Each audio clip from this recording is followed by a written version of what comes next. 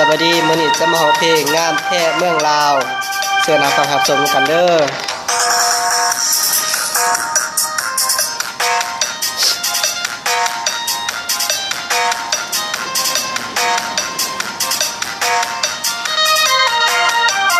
เมฆลอยกระจายสายลมพัดเป่างามแท้เมืองลาวแวววาวสวยสะดุดตาพงสาลีสำเนื้องามเหลือสุดพันละนาอุดมใสบอกแก้วน้ำทาสมสาวประสามีสุขทั้งปวงเขตแคว้นแดนใดหาใส่เทียบทันน้ำของน้ำคาน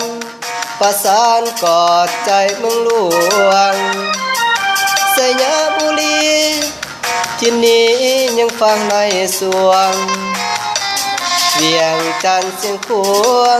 จากมาแสนห่วงคืนนั้นลาตีเสือสันเวียงจันทร์นครหลวง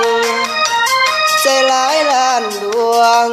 ขอน้อมนมัสการบริคำใจคำมวลทบทวนให้ใจใฝ่ฝันสวรรค์เขตพิศาลาวันตำนานเมืองไดโนเสาร์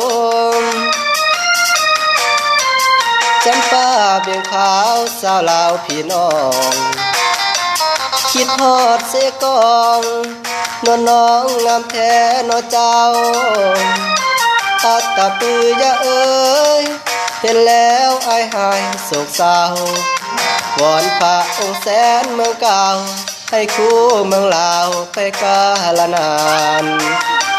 ขอขอบใจที่ได้รับฟังรับชมนี่เนาะ